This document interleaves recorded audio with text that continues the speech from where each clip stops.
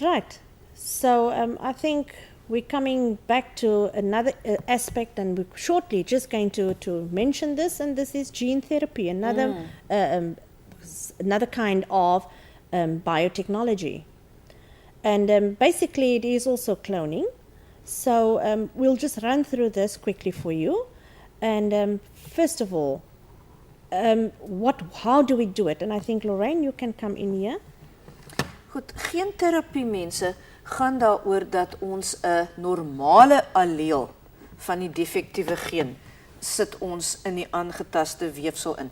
Now this is now to a certain extent what we did with insulin production, we're now doing with an organism. En die navorsing wat in die stadium al gedoen word, onder andere byvoorbeeld op iets soos cystische fibrose.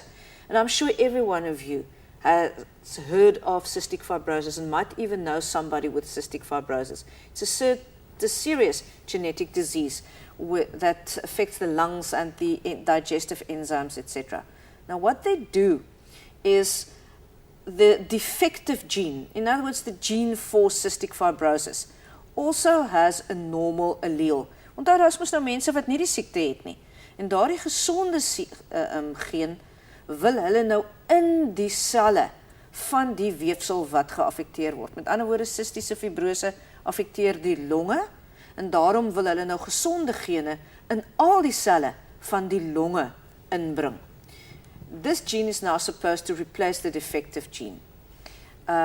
They use a vector, and the vector that is used is usually a virus, an adenovirus. That's a weakened form of viruses.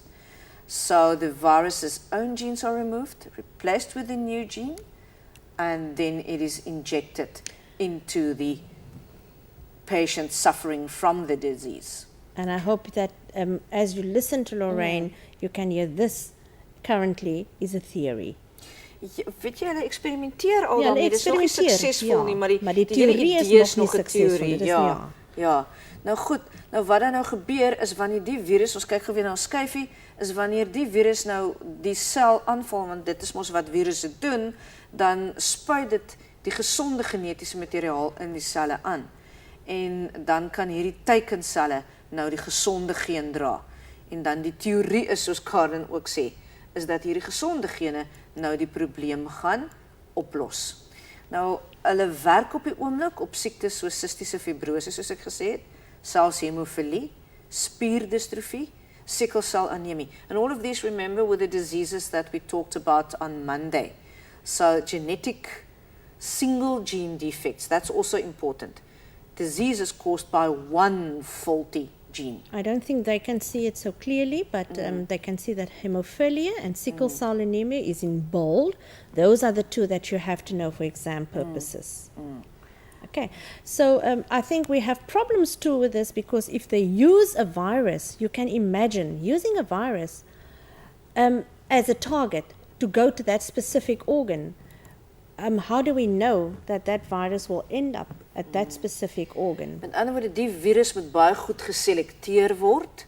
Daar moet baie seker gemaak word dat dit 'n verswakte vorm is, dat dit nie die hele liggaam gaan aantas en ernstige probleme gaan veroorsaak nie, en dat dit net daardie teikenselle sal aanval.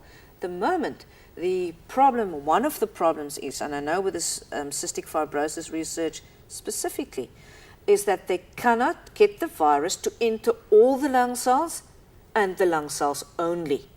And when the virus does inject DNA, the takeover process is not always successful. That's right. And I think we have come to the end of this, of biotechnology, and I hope one day that we'll see a few of them as biotechnologists. En dit was 'n geweldige klomp werk wat hulle gedoen het. Twee dinge. Gaan kyk na kloning, gaan kyk na insulienproduksie. Goed.